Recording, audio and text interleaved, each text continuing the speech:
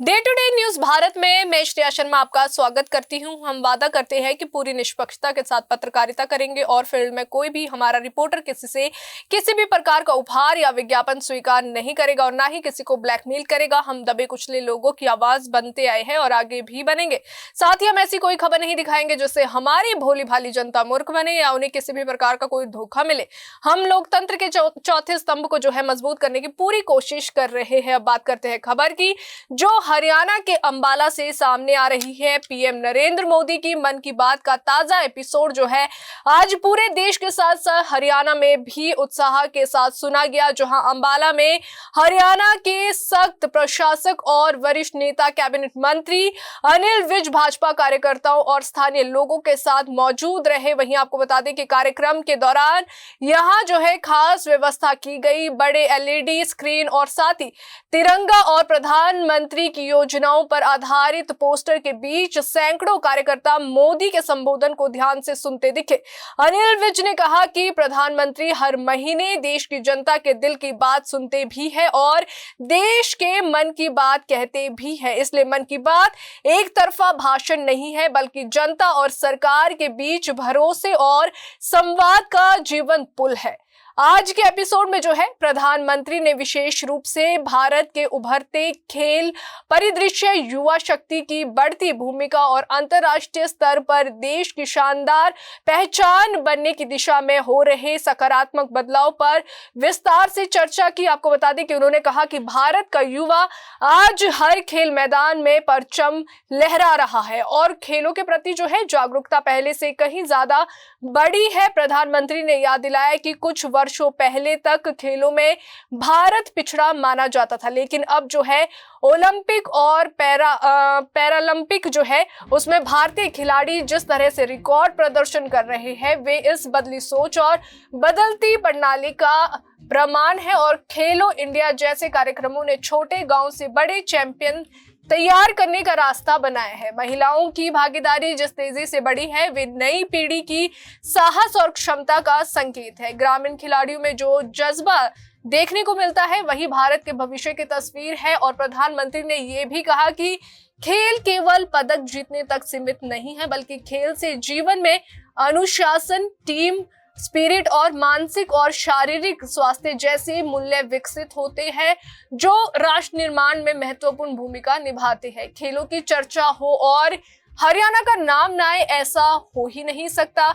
इसे भी प्रधानमंत्री ने गौरवपूर्वक साथ ही रेखांकित किया है। आपको बता दें कि उन्होंने गर्व से कहा कि हरियाणा देश को सबसे ज्यादा मेडल देने वाला राज्य है और यहाँ की मिट्टी में एक खास ताकत है जो मेहनत, संघर्ष और जीत की भावना को जन्म देती है। वहीं अखाड़ों की परंपरा, खेल विश्वविद्यालय की स्थापना और ग्रामीण स्तर पर खेल संरचनाओं के चलते हरियाणा आज स्पोर्ट्स पावर बन चुका है। प्रधानमंत्री ने यहाँ के खिलाड़ियों के ओलंपिक, एशियन गेम्स और कॉमनवेल्थ गेम्स में बेहतरीन प्रदर्शन का भी जिक्र किया है और कहा है कि राज्य आने वाली पीढ़ियों के लिए प्रेरणा का स्रोत है। अनिल विज ने प्रधानमंत्री के इस उल्लेख को हरियाणा की जनता और खिलाड़ियों के लिए गर्व का क्षण बताया है। उन्होंने कहा कि हरियाणा के युवा प्रधानमंत्री मोदी के नेतृत्व और उनकी प्रेरणा से लगातार ऊंचाइयां छू रहे हैं और ये गर्व की परंपरा आगे भी जारी रहेगी। मन की बात को कार्यक्रम नहीं, आंदोलन बताते हुए विज ने कहा कि इसने देश के करोड़ों लोगों को सरकार की विचारधारा और राष्ट्र की प्रगति के साथ जोड़ा है। कार्यक्रम सुनने आए कार्यकर्ताओं और स्थानीय नागरिकों ने भी अपनी प्रतिक्रियाओं में कहा कि ये केवल राजनीतिक संदेश नहीं है, बल्कि जनता को प्रेरित करने वाला सकारात्मक मंच है। एक खिलाड़ी ने कहा कि जब प्रधानमंत्री हमारे राज्य और हमारे खेल पर मेहनत को सार्वजनिक रूप से सराहते हैं तो इससे आत्मविश्वास दुगना हो जाता है। एक महिला खिलाड़ी ने कहा कि खेलों में बेटियों को बढ़ावा देने की जो मुहिम शुरू हुई है, वे उनके जीवन में नई उम्मीदें लेकर आई है। कॉलेज छात्रों ने कहा कि मोबाइल और टीवी से बाहर निकलकर खेल कूद में भाग लेने का जो संदेश प्रधानमंत्री देते रहे हैं, वे आज के दौर में बेहद जरूरी है।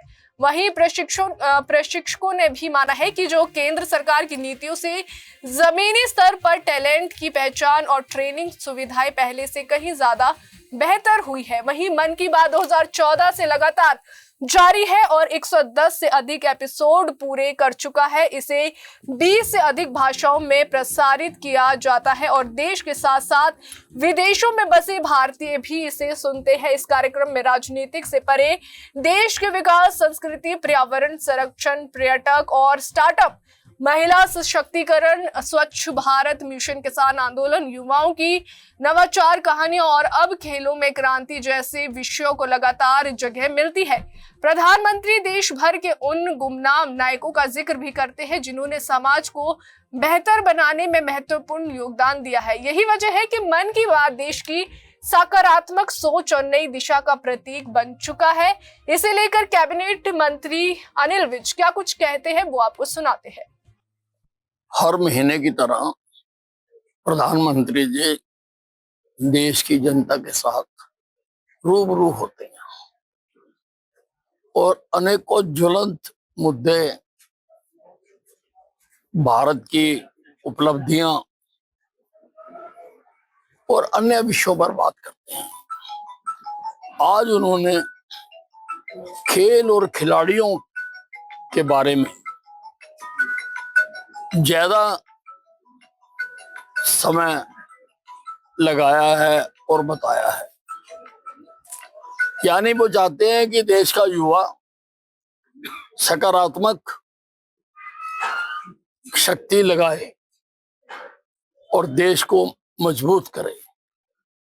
प्रधानमंत्री जी ने, हमारा सौभाग्य है कि उन्होंने हरियाणा का भी जिक्र किया है। गीता नगरी में अभी जब वो आए थे, उसके अनुभव भी उन्होंने सारे देश के साथ साझा किए। ये कार्यक्रम इसीलिए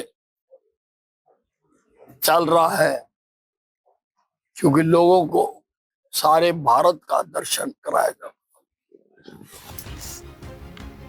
अनिल विज ने कहा कि इस कार्यक्रम का सबसे बड़ा संदेश यही है कि देश बदल रहा है और इस बदलाव का सबसे मजबूत स्तंभ भारत की युवा पीढ़ी है। उन्होंने उम्मीद जताई है कि हरियाणा के खिलाड़ी जो है आने वाले वर्षों में विश्व खेल मानचित्र पर भारत को और अधिक मजबूती देंगे और प्रधानमंत्री के वोकल फॉर लोकल और युवा भारत, शक्तिशाली भारत के सपने को साकार करेंगे। विज ने यह भी कहा कि प्रधानमंत्री के मार्गदर्शन से खेल और स्वास्थ्य के प्रति जागरूकता बढ़ी है और देश जो है फिट इंडिया की ओर तेजी से बढ़ रहा है। अंबाला से राघव विज की रिपोर्ट। अभी के लिए फिलहाल इतना ही।